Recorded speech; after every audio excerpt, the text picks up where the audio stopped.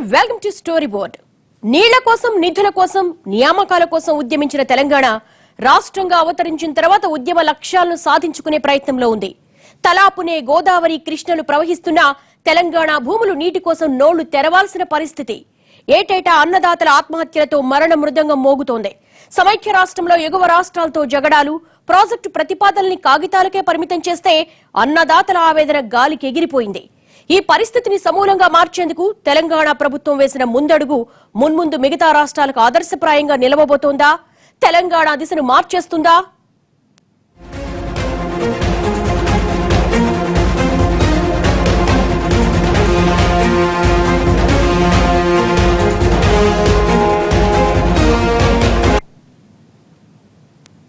ఓవైపు కృష్ణ, మరోవైపు గోదావరి, నడుమ తెలంగాణ.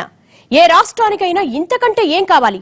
పక్కనే జీవనదులు పారుతున్నా జీవం లేని పరిస్థితి తెలంగాణ రైతులది. ఈ పరిస్థితి మారాలంటే ఎలా? పొరుగు రాష్ట్రాలతో పోట్లాట పెట్టుకుని ప్రాజెక్టుల్ని అటకెక్కించాలా? సామరస్యపూర్వక పరిష్కారానికి చొరవ చూపి రైతన్నల గోస తీర్చాలా?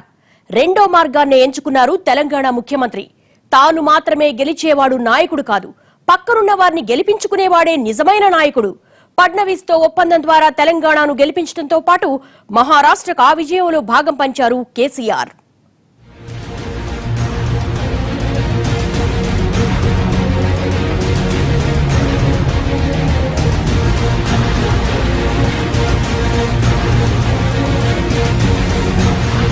చరిత్ర సృష్టించే అవకాశం అరుదుగా వస్తుంది. అలాంటి సమయంలో స్పందించిన వాళ్లని చరిత్ర విజేతలుగా గుర్తిస్తుంది. తెలంగాణ ముఖ్యమంత్రి కేసీఆర్ ఖచ్చితంగా అలాంటి అవకాశాన్ని ఉపయోగించుకున్నారు. తెలంగాణ సమాజం శ్రేయస్సే లక్ష్యంగా కీలకమైన ముందడుగు వేశారాయన. రైతన్న ఆవేదనను గాలికొదిలేసిన పాలకులకు భిన్నంగా తెలంగాణ పొలాల్లోకి గోదావరి జలాలను మళ్లించేందుకు కొత్త మార్గాన్ని ఎంచుకున్నారు. దశాబ్దాలుగా కాగితాలపైనే కనిపిస్తున్న ప్రాజెక్టుల్ని కళ్ల ముందు నిలిపే ప్రయత్నంలో భాగంగా చారిత్రక ఒప్పందాన్ని కుదుర్చుకున్నారు. తెలంగాణ చరిత్రలో కొత్త అధ్యాయానికి తెరతీశారు. మహారాష్ట్రతో తెలంగాణ ప్రభుత్వం కుదుర్చుకున్న ఒప్పందం నభూతో.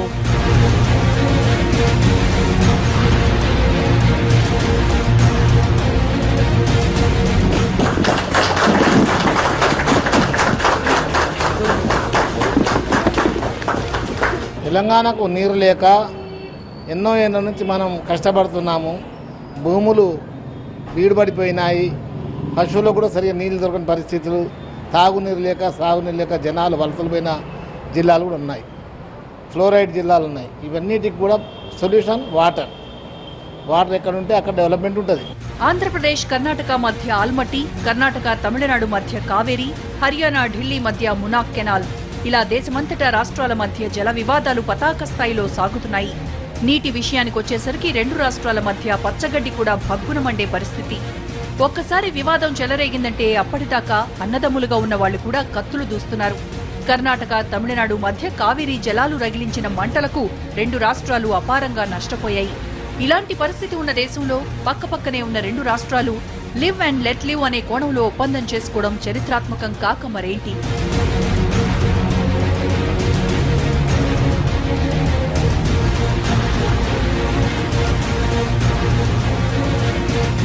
ఇవాళ నిజాం సాగర్ కానీ, శ్రీరామ్ సాగర్ కానీ, అదేవిధంగా మహబూబ్ నగర్, ఫతేనగర్ కెనాల్స్కి కానీ, సింగూరు కింద తలపెట్టిన జైరాబాద్ ఆయకట్టుకు కానీ నీళ్లు రావాలంటే మెదక్ జిల్లాలో 7,20,000 ఎకరాలకు నీళ్ళిచ్చే ప్రతిపాదన ఇవాళ ఈ ఒప్పందాల ద్వారా అమల్లోకి వస్తున్నది.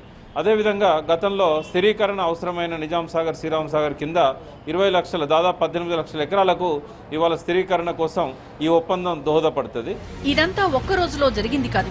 తెలంగాణ ఏర్పడిన నాటి నుంచే ఏళ్ల తరబడి పెండింగ్ లో ఉన్న ప్రాణహిత చేవేళ్ల ప్రాజెక్టును ముందుకు తీసుకెళ్లడం గురించి ఆలోచించిన తెలంగాణ ప్రభుత్వం ప్రాణహిత ప్రాజెక్టుకున్న అడ్డంకుల్ని దృష్టిలో పెట్టుకుని ప్రాజెక్టుల్ని రీడిజైన్ చేసింది. ఇందులో భాగంగా కాళేశ్వరం, తుమ్మడిహెట్టి, మేడిగడ్డ ప్రాజెక్టుల్ని తెరపైకి తెచ్చింది.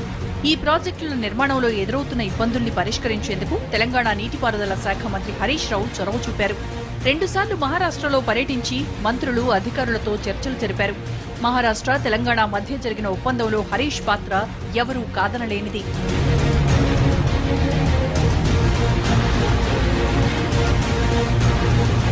ప్రాజెక్టుల రీడిజైనింగ్, డిపిఆర్ సిద్ధం కాగానే హరీష్ రావు రంగంలో దిగారు. అసెంబ్లీలో ప్రాజెక్టుల నిర్మాణం గురించి కేసీఆర్ ప్రజెంటేషన్ తర్వాత ప్రక్రియలో వేగం పెంచారు.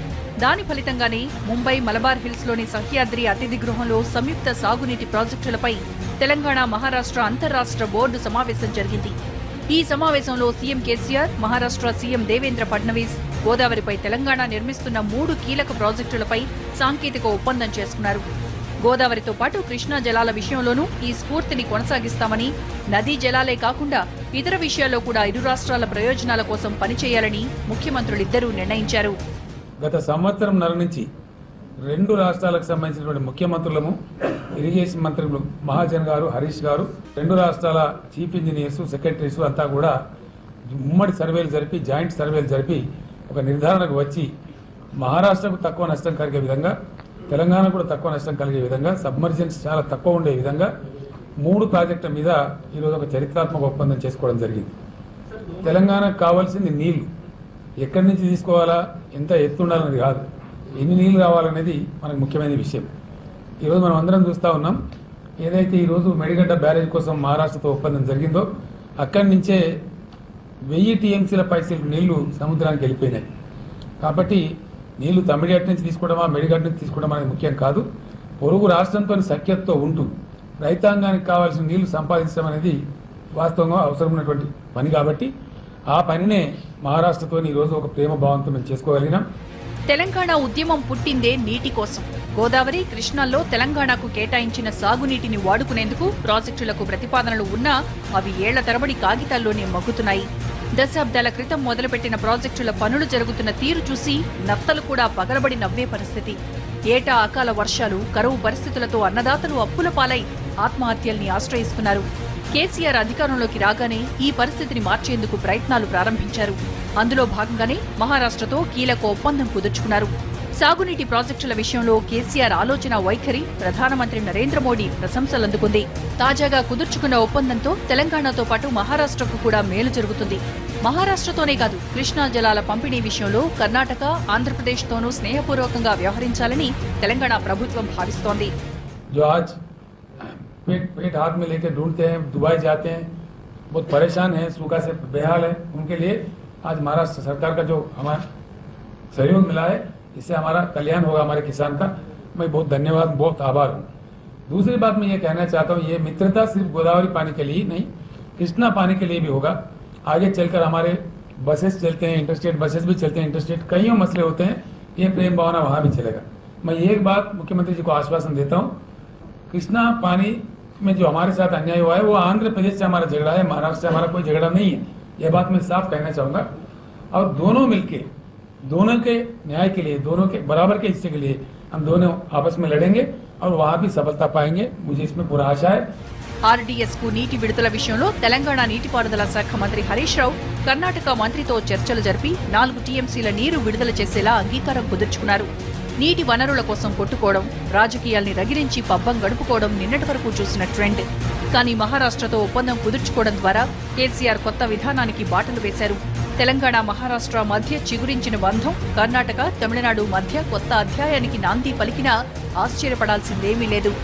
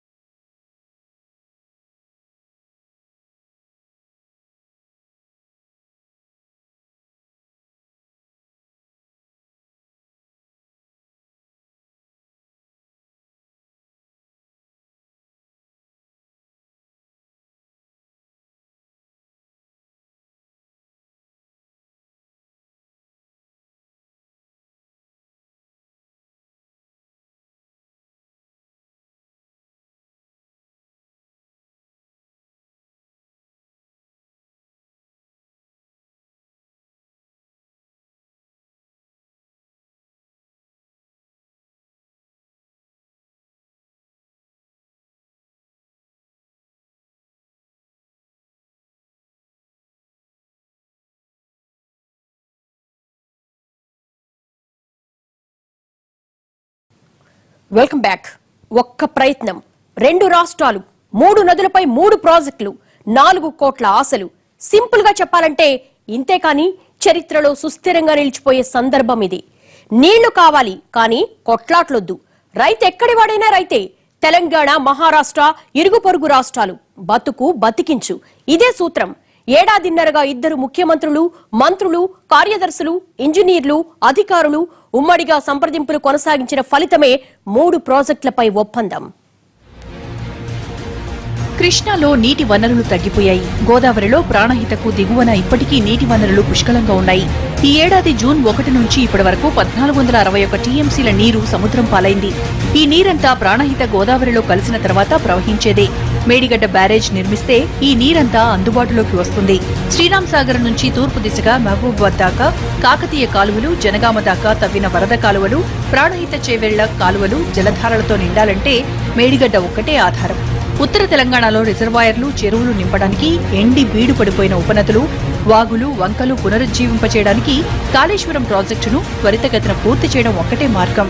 ఒక సాధన చెప్పాలి మనం వీటి వల్ల. యాక్చువల్గా మనకు తెలంగాణకు మొత్తం ఉన్నటువంటి అలొకేషన్లో కేటాయింపులో గోదావరి జలాల్లో 954 టీఎంసీల్లో మనం ఇంత చేసినప్పటికీ 400-500 టీఎంసీలు మించి మనం వాడుకోలేము. ఇంకా మనం వినియోగించుకోవాల్సిన వాటర్ చాలా ఉంది గోదావరి వాటర్లో. కాబట్టి ఈ గోదావరి జలాన్ని సద్వినియోగం చేసుకోవాలంటే మనం ఈ ప్రాజెక్టులు అన్ని కూడా చేసుకోవాల్సిన అవసరం ఉంది. మేడిగడ్డ బ్యారేజ్ నిర్మాణానికి 101 మీటర్ల ఎత్తునకు డిజైన్ చేసుకున్న 100 మీటర్ల ఎత్తులో బ్యారేజ్ నిర్మించాలని ఒప్పందం చేసుకున్నారు. ఇక తమ్మిడిహెట్టి విషయానికొస్తే ఈ ప్రాజెక్టు నిర్మాణానికి సంబంధించి గతంలో సంప్రదింపులు మాత్రమే జరిగాయి. అప్పట్లో 152 మీటర్ల ఎత్తులో బ్యారేజ్ నిర్మాణానికి మహారాష్ట్ర ప్రభుత్వం ఒప్పుకోలేదు.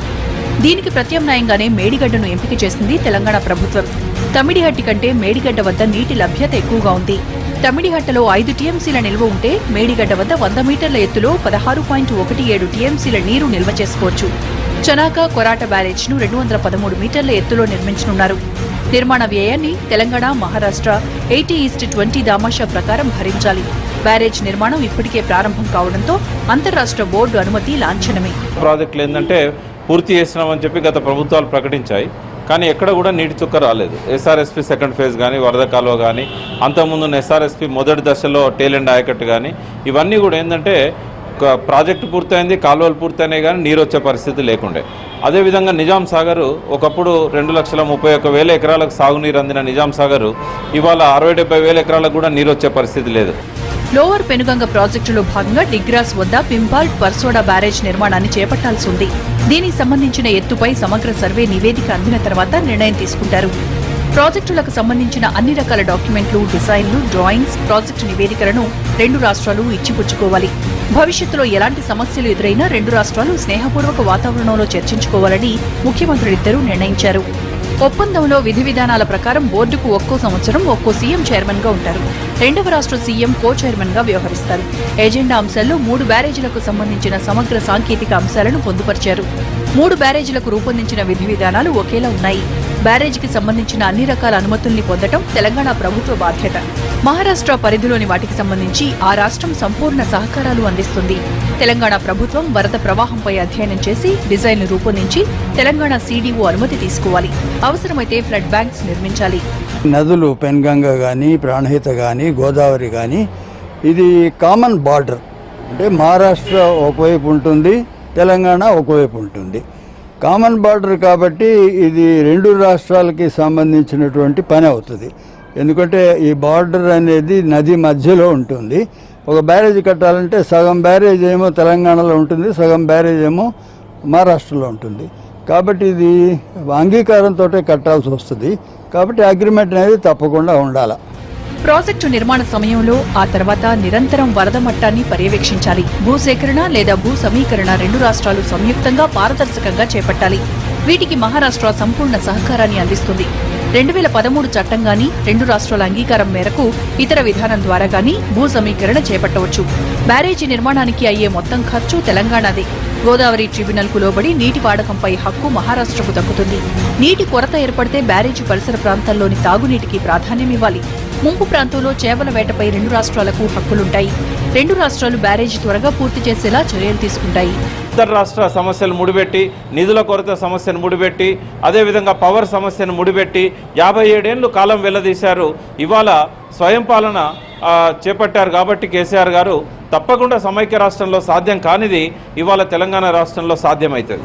తెలంగాణకు సంబంధించి 3 బ్యారేజీలకు అనుమతులు రావడంతో పనులు యుద్ధ ప్రాతిపదికన చేపట్టేందుకు నీటిపారుదల శాఖ సిద్ధమవుతోంది. ముఖ్యంగా మేడిగడ్డ వద్ద పంప్ హౌస్ పనుల్ని 18 నెలల్లో పూర్తి చేయాలని సీఎం కేసీఆర్ ఆదేశించడంతో ఆ దిశగా అధికారులు చర్యలు చేపట్టారు. ఇప్పటికే కాంట్రాక్టర్లతో ఒప్పందం పూర్తి కావడం, ఎగువ నుంచి వరద ఎక్కువగా లేకపోవడంతో త్వరలో కాంట్రాక్టర్లను రంగంలోకి దింపేందుకు నీటిపారుదల శాఖ కసరత్తు చేస్తోంది. ఈ ప్రాజెక్టుల మీద కేసీఆర్ చూపిస్తున్న శ్రద్ధ చూస్తుంటే 2018 నాటికి గోదావరి జలాల తరలింపు ప్రారంభం కావడం ఖాయంగా కనిపిస్తోంది. ఇది వాళ్ళ స్టోరీ బోర్డ్. మరంశంతో మళ్ళీ కలుద్దాం. నమస్తే.